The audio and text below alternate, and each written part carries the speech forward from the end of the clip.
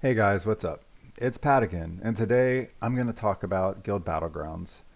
This topic is so much more complicated than I was originally thinking, partially because, to start with, it's fairly intuitive at a very basic level, but then as you start getting into the strategy of how it works, it gets more and more complex. And at first, I was going to try to do one single video that was just totally all encompassing, and I realized that there is just no way to do that. So I'm breaking this up into two videos. One is going to be just on the very basic mechanics, and then the second is going to get into a little bit more of the advanced strategies. I'm not going to get into the every single case, but I want to at least get some of the basic core functions and core tricks down, just so that as guild leaders and as players that are trying to learn Battlegrounds, you just have an idea of what's going on. So to start with, to access Battlegrounds, you click on this arena looking thing up here in the right side of your city. And when you start a Battleground season, which starts on Thursday morning at 8 a.m., you will see a map that looks like this, except it will be totally clear with all these, and all of the guilds line up on the outside of the map. On each map, you will have anywhere between 5 and 8 guilds. So here you can see I guess this is an 8 guild league. Yeah, but there's a bunch of us with nothing. So now, so basically what your objective is to capture as many of these provinces as possible. Each province gives you what are called points, victory points, and the guild with the most VP or victory points at the end of the season gets the highest place, and you get guild power and guild rewards and things of that nature.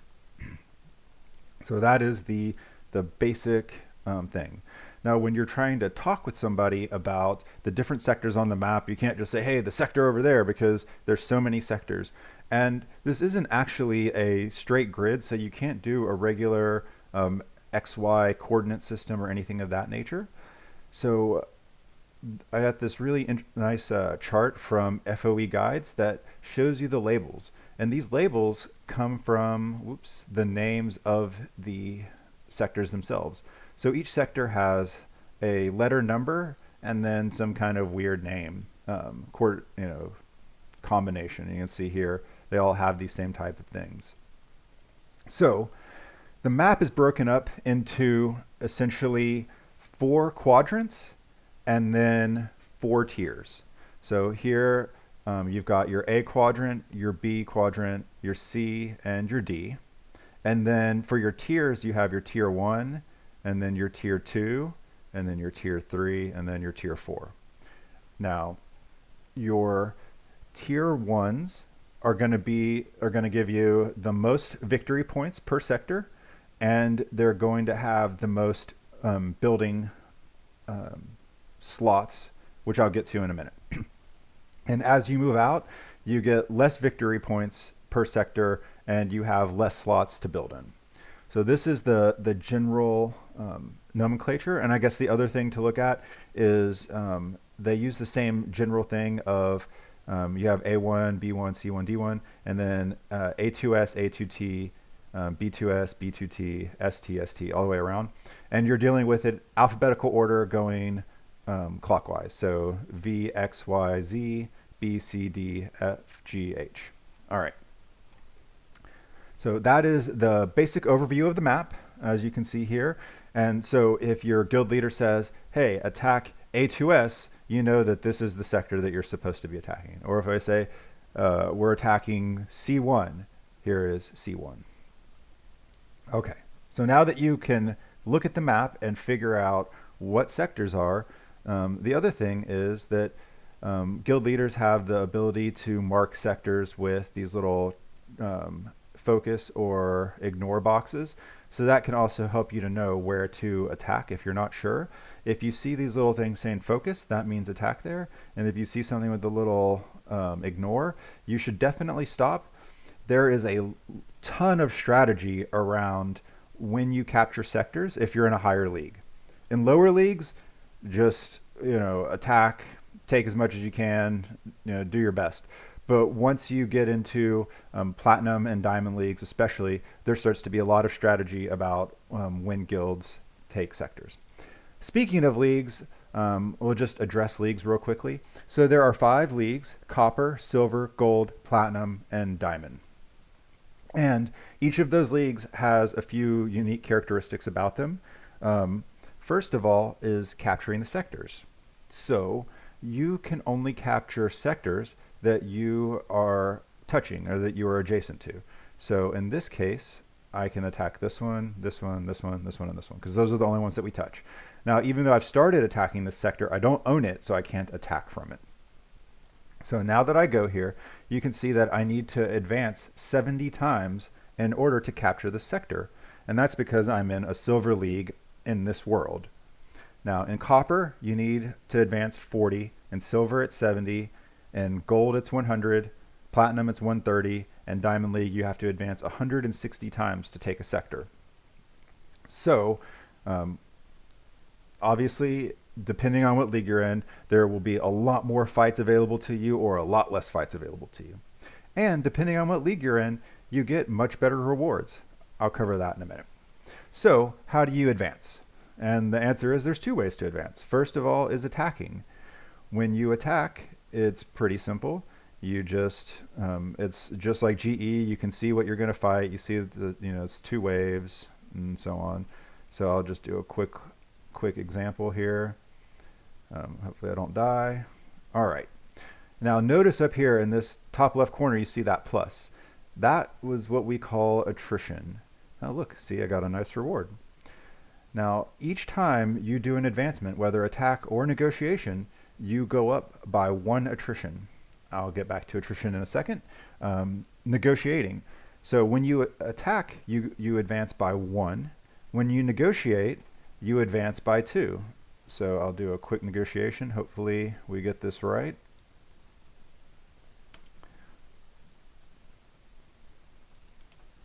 And we did. So, and look there, that went up another attrition. I got more rewards, and I went from 2 advancements to 4 advancements. So, so that is how you advance on a sector. And once you complete the number of advancements required, then a sector becomes locked. You can see here what the lock is, and that sector will stay locked for for 4 hours. So you can see here this sector was captured about 53 minutes ago, roughly, and it's giving us 47 victory points per hour. Okay, so attrition. Let's talk about attrition. As you attack and put advancements on a sector, your attrition goes up. And here, this chart from the fandom shows you how, as you increase your attrition, the attack boost that the enemy that you're fighting gets increases, or if you're negotiating, the amount of goods per negotiation increases. So coming back over to here, you can see that at level 26 attrition, I have, there's an attack boost of 157. Or if I'm going to negotiate, it's going to require 5 goods per item. Now, for negotiations, one thing to keep in mind is that you will have anywhere between 4 to 6 resources that are required of you. So here for this one, 5 are required. In other cases, it may be different. That has nothing to do with your attrition level. That is just completely at random. Each time you complete a negotiation, you will get a different set of goods and a different number of goods per negotiation. And then the same thing with your fight. Your fight, you will get a random army. There doesn't seem to be any method to the madness. You just get a random army to fight and compete against. So here I got that one.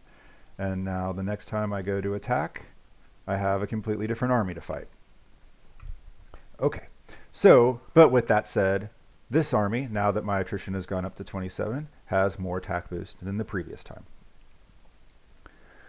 So the reason, there's 2 reasons why you would want to be attacking and taking sectors and things of that nature.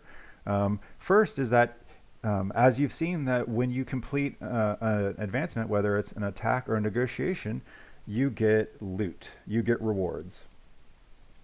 And that is really the big area where that's one of the main driving factors of why players love Guild Battlegrounds so much, is that you can make tons of forge points and tons of goods, and you can even make diamonds by doing Battlegrounds.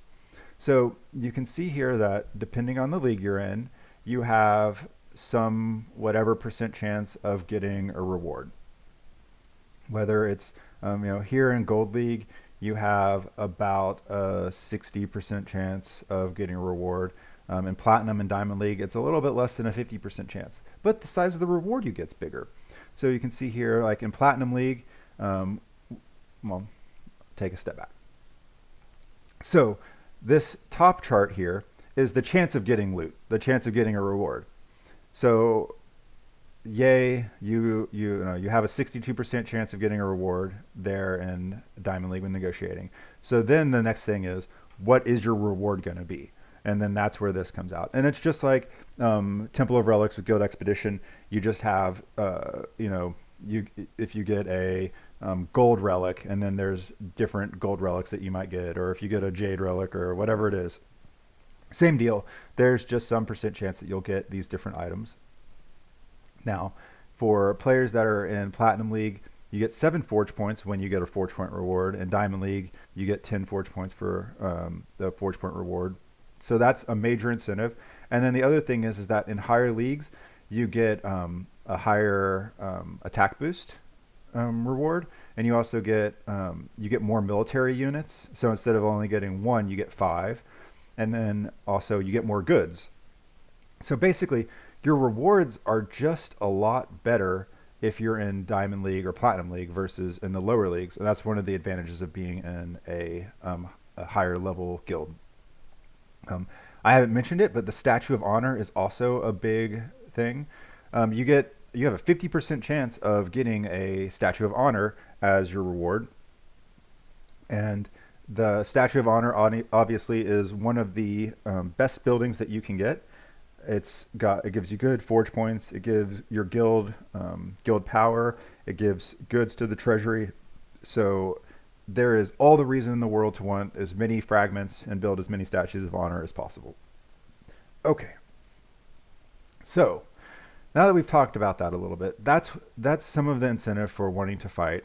And then based on the position that your guild ends on in the league, you get additional rewards. So here you can see that based on this league, it's the lower league, you get a certain number of fragments of honor. Whereas in some of the higher leagues, you get significantly more.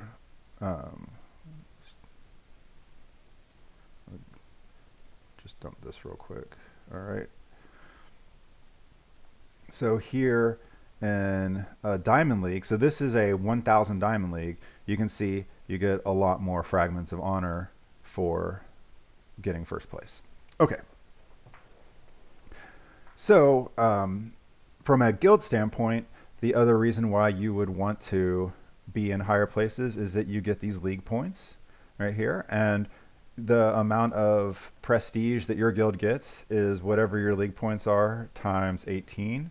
So for example, here we would have my guild is getting almost 5,000 prestige based on the league that we're in. Whereas in the 1,000 league, you're getting 18,000. I don't know why I used a calculator. It's pretty easy math. You get 18,000. So I will say that one thing that Battlegrounds has done is has done a very good job of helping to differentiate the activity level of the medium to lightly active guilds. Before, all you had really was Guild Expedition, which didn't give enough differentiation between guild quality. And with Battlegrounds, there's a lot more differentiation on the quality of the guild based on their league. So for example, you see these guilds here that are Platinum League or Diamond League or whatever. That tells you that these guilds are relatively active compared to a guild that's in, like, say, Silver League or Gold League. It just helps you to make sure that if you're looking for a guild that you can't just base it off of the in the past you couldn't just base it off the rank, because all it would take is somebody having a couple of sectors in GBG, and they could be a much higher rank than their activity level really dictated. All right, sorry, I'm totally off topic there. So, anywho, back to the Battlegrounds. So that's really the basic mechanics, and then the last part on the mechanic standpoint are the buildings that you can add to the sectors. Let me see if I can find these. Here we go. So here you have buildings that can be added to all of the sectors. Now, each sector has a certain number of slots available. I'm going to go back to this overview. Your tier 1s will have either 2 or 3 building slots. Your tier 2s will have anywhere between 1 and 3. Your tier 3s will have 1 or 2, and then your tier 4s will have either 0 or 1. So basically, your tier 1 and 2s are going to be your best sectors, because they're going to have the most building slots. And the buildings, I'm not going to get into all of the strategies of the buildings, but I will just quickly describe what they are. So first of all, each building has a cost based on there's a fixed cost, and that is charged to the guild itself. So these aren't goods that you are paying from your own stash or inventory. These are coming from the guild treasury. So you can see here that for a siege camp, which is the most commonly built building, it costs a lot of limestone and then a little bit of gas and a little bit of textiles. For something like traps, in this case, it's a little bit more balanced between ebony and iron. And then like this fortress is, it's a little bit ebony heavy, but it's still not as bad as the other one was on limestone.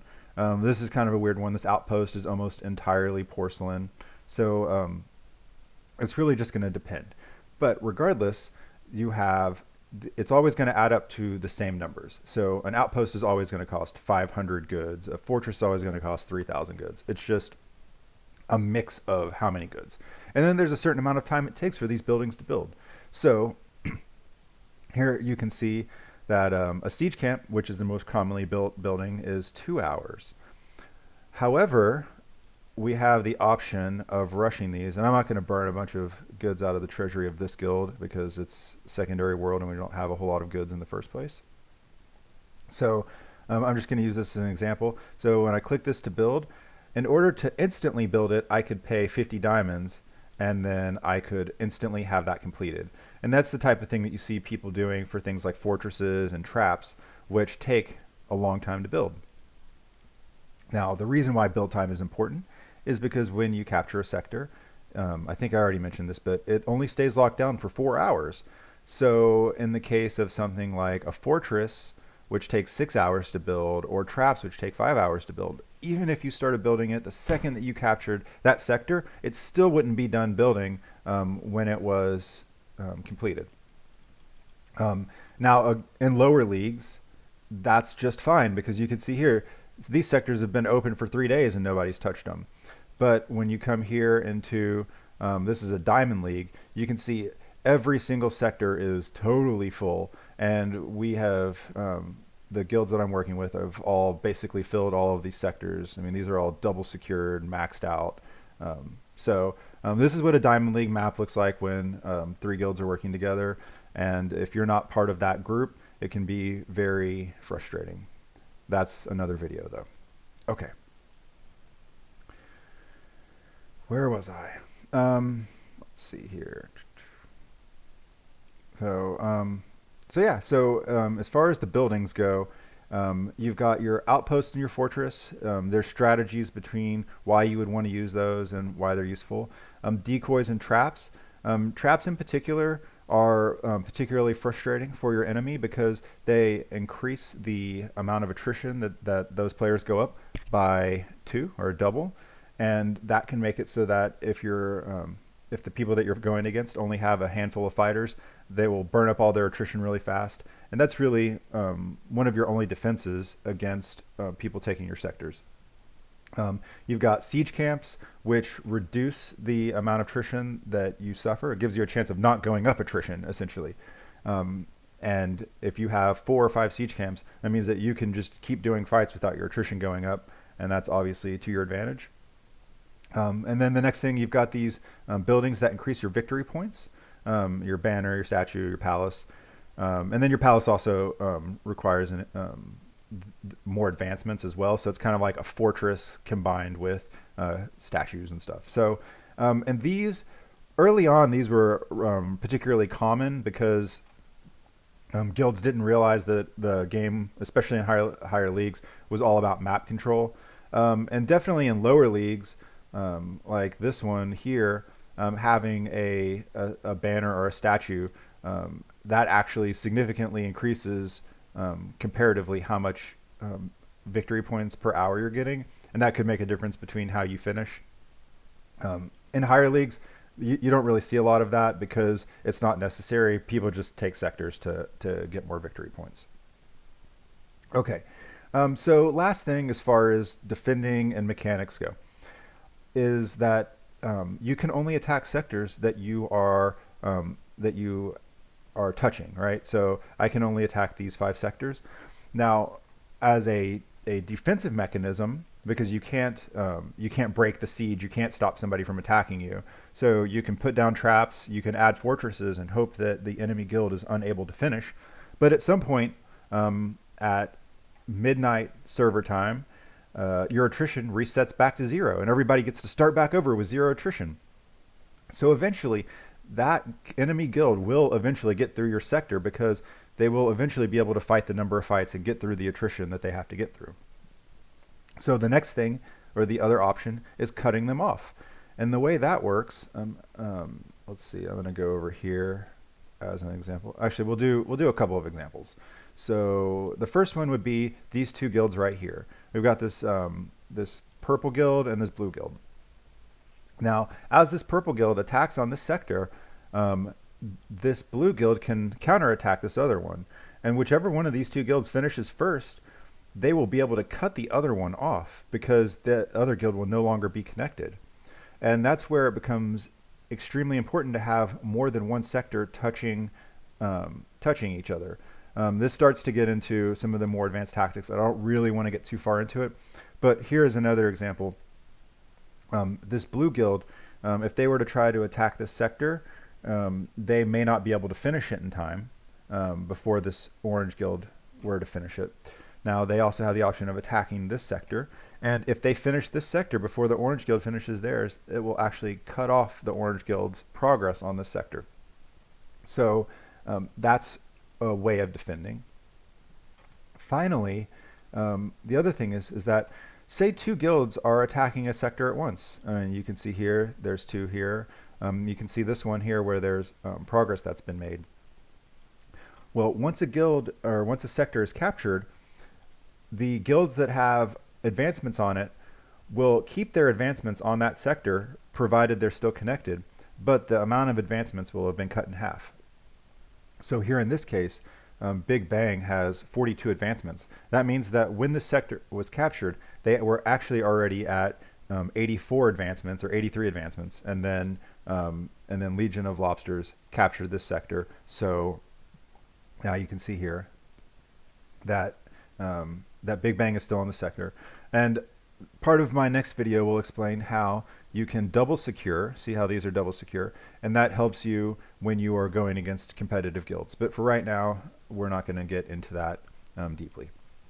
Okay, so that covers the basic mechanics of how Battlegrounds works, why you would want to do it, that there is these buildings that can significantly change all of the strategies.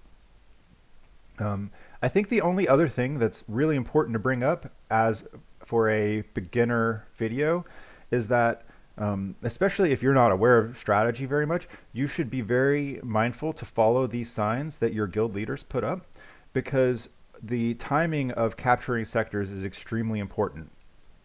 It is very easy to accidentally cut friendly guilds off. So we're checkered pretty good here. Actually, right now we're checkered really well. So, for example, say we were to say right here, Big Bang, were this yellow guild were to finish this sector. Well, even though that one is connected there for us, we still have this other sector that's protecting it, so we wouldn't get cut off. And that's really important for keeping your advancements and not losing progress. All right, so this is really important from two standpoints of following instructions of your guild leaders. One is that you don't want to accidentally cut a friendly guild off from a sector. And then the other reason why it's important, actually, here's a really good example. So right here on this sector, we only have one touching it. And if Big Bang, this yellow guild, were to finish this sector, then we would be cut off of all 158 fights that we have completed on this sector. And that would be suboptimal. Alternatively, and this gets into the other strategy, but I want to have it on the beginner video because this is super important to know, is that excuse me, is that you really, the timing of when sectors open and finish is very important. And ideally, you do not want to capture your sector before an enemy captures theirs. And here's a really good example of this, is that like right now, this sector is already locked down. Now, if they start attacking this one, we can close this sector, and then we will have an hour to counterattack their sector where they can't defend and attack us back. So in lower leagues, this isn't going to matter, but in upper leagues, where you're dealing with guilds that can finish sectors in a minute or 2 minutes, a guild having a head start on you and being able to attack your sector and you can't attack theirs pretty much guarantees that you're going to lose your sector. And it can truly, completely change an entire map. Like literally completely flip all of the sectors on the map if you take a sector at the wrong time. So it is extremely important to follow your leader's directions and only hit sectors and flip sectors. Never, ever should you flip a sector without a leader telling you to do so, because it can dramatically, horribly change the strategy of the map, provided you're in higher leagues. Again, lower leagues, just take whatever. All right, I've rambled on a ton. I don't even know if this was helpful.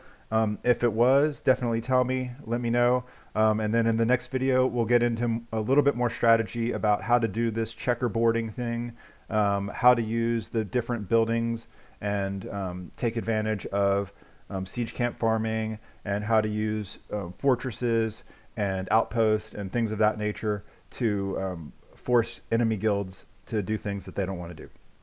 All right, hope you've enjoyed it. Take care, guys.